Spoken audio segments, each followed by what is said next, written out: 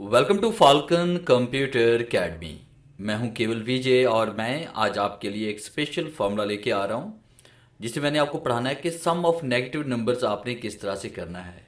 या आपके पास बहुत सारा डाटा है जिसमें कुछ नेगेटिव नंबर्स हैं और कुछ पॉजिटिव नंबर्स हैं, तो आप चाहते हैं कि नेगेटिव नंबर अलग से सम हो जाए और पॉजिटिव नंबर अलग से सम हो जाए। तो आज मैं इस फॉर्मूले के बारे में आपको पढ़ाने जा रहा हूँ और बहुत से लोग इस फॉर्मूले के बारे में यकीनन नहीं जानते होंगे।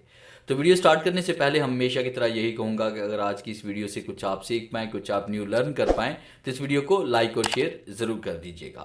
और अगर आप कंप्लीट एक्सेल सीखना चाहते हैं बिगिनर टू एडवांस लेवल, तो मेरा एक न्यू चैनल है फाल्कन एक्सेल अकेडमी, जिसका लिंक मैंने डिस्क्रिप्शन में दिया हुआ है। आप वहाँ पे जाकर कंप्लीट एक्सेल की ट्रेनिंग हासिल कर सकते हैं A to Z।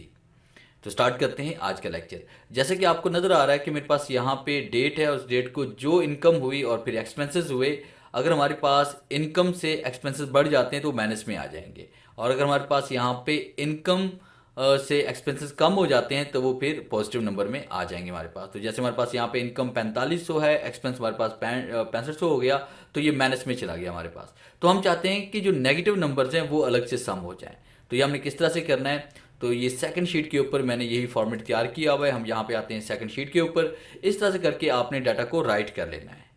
फिर उसके बाद हम चाहते हैं कि जो जीरो से कम नंबर हैं, यानी जो नेगेटिव नंबर हैं जो जीरो से कम हैं, उनको हम सम करना चाहते हैं। तो इसके लिए हम क्या करेंगे, इज इक्वल टू राइट करते हैं और आपने यहाँ पे टाइप करना है सम इफ, ब्रैकेट स्टार्ट करते हैं और उसके बाद आपने रेंज देनी है कि हमारे पास नेगेटिव नंबर की रेंज कौन सी है, ये वाली रेंज है हमारे पास। फिर इसके बाद आपने कॉमा देना है, इन्वर्ट कॉमा टाइप करेंगे और आपने लेस देन टाइप करना है 0। फिर इसके बाद इन्वर्ट कॉमा हम टाइप करेंगे और उसके बाद फिर आपने क्या करना है, यहाँ पे इसको कॉमा देना है और फिर इसमें रेंज दे देनी है अपनी दोबारा, ये वाली रेंज आप दे दें।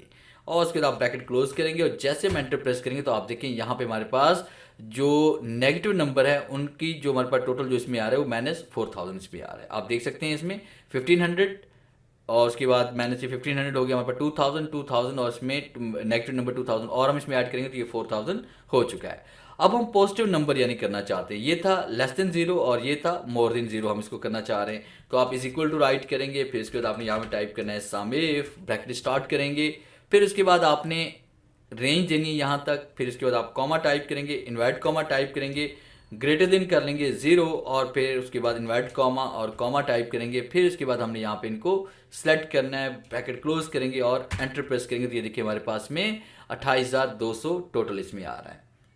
और अगर हम जानना चाहते हैं कि वाकई इतना ही टोटल बनता है तो इसके लिए बहुत सिंपल सा एक फॉर्मूला हमारे पास है, इज इक्वल टू राइट करेंगे, सम टाइप करते हैं और जो जो पॉजिटिव नंबर है वहाँ पे क्लिक करेंगे, फिर कॉमा देंगे, क्लिक करेंगे, कॉमा देंगे, क्लिक करेंगे, comma, click, comma, click, comma देंगे।